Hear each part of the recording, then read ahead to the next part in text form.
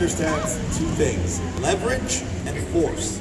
And they will employ both upon you to the level that you allow. Let that sink in. We allow.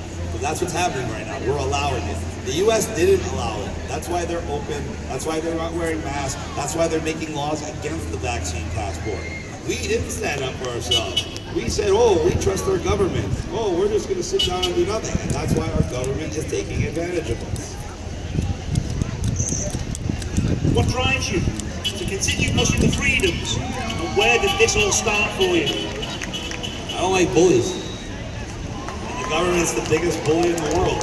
And now they're trying to really micromanage and destroy billions of people's lives. When I think about the suffering that they're causing around the world and how it's exponentially larger than the suffering that COVID has caused, it just drives me crazy inside. It lights a fire in me that I can't even imagine. And then when it dawns on me that they're doing it to the woman I love, as well as everybody else, it's on a whole other level. The beyond person. I'll never stop fighting. Even if they kill me, they won't be over. If they kill me, I believe it would cause a revolution overnight. So I think that would be their biggest mistake. Their second biggest mistake would be trying to go the Australia route and making a violent takeover of Canada, because then they're going to see the Canadians aren't the pussies that they've been bringing on. And we will fight back in a big way.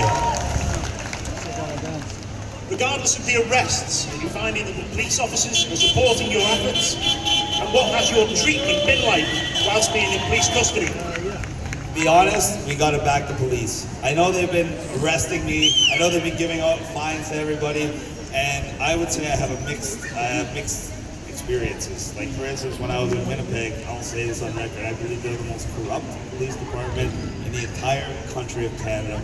I was basically treated like a political prisoner. They even stripped me of my socks. And then they tried to force me to wear a mask, and when I wouldn't wear a mask and they put cups behind my back and still wouldn't wear the mask, they put like one of those Hannibal Lecter spit hoods on me. And then they tried to force a COVID test on me. Why? Because as soon as they give you a COVID test, they give you a nice false positive. Now they can legally lock your ass up for 2 weeks in solitary confinement with no charges whatsoever. So in that scenario, the police were absolutely disgusting and horrible, and that's why I filed a professional standard investigation. When I got arrested for some really stupid charges in Ontario, I actually had police officers opening up my cell, letting me out, taking me out, getting me food. One of the officers even filed actual petition in person, in writing, to have me released, saying that the charges were false. So we get support, and we got to support them back, because they understand. You guys got to understand. The police are part of our community. Their kids are going to the same schools. Their friends own the same businesses we all want to shop at. And that's why they're trying to turn you against the police with the whole defund the police movement. What do you get if you defund the police? They're going to bring in private military contractors from other countries that have no friends and family here and are paid to shoot men, women, and children, and are only loyal to the government. Is that what you want, or do you want a nice community police service? Now, what do you see coming over the next few months as we head into 2022? I already told you, man. Trudeau wins the election. We're going to get locked down. They're going to install the Vax Pass. They're going to try to scare everybody into complying. And if we do, they're going to bring out the digital currency. They're going to merge all our online stuff together and have complete control of us. If we stand up for ourselves, we get rid of the Vax Pass, we get rid of the mask, we get our freedom of choice back, and we can depose the tyrants. It's that simple. It's all what we do. It's like a choose your own adventure novel. And you have one big choice to make right now. It's either stand up for yourself and win, or do nothing and you're screwed and you just gave up your children's future. I mean, look at this crowd today. You should give yourselves a big round of applause for being here today. This is what makes the difference. Now, do you think there's a silent majority waiting to rise, and what will be the trigger? 100%. The silent majority is rising. I've seen it over the last 2 months. Wherever I go. Hey, look. Oh, always the healthiest looking ones. Always the most healthy. You can just see the health exuding off them, as well as the positive energy. ridiculous. But no, there's been a massive shift in society. Like last year, people were calling me crazy. This year, people run up to take pictures with me everywhere I go, just because they believe in what I'm saying. And why do they believe in what I'm saying? Because it's true. And that's the number one thing. When you're fighting for a real, genuine cause, there's nothing stronger than that. There's nothing stronger than fighting for love. Fighting for the people you love makes you stronger than 100 men fighting to implement this tyranny. Now, there is a rumour that there are two Chris's in the freedom movement.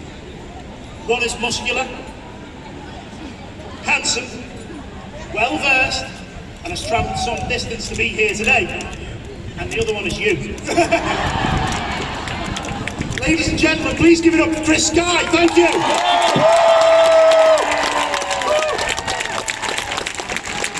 Now, I'd like to finish off with just a brief statement. Nova Scotia is the foundation of what makes Canada. The first settlers landed in Port Royal, the Confederation, and through Pier 21 here. It's most likely that your great-great-grandparents took steps here to ensure a better future. The new horizons and freedoms they hoped for were realised, and they would now wish the same for you.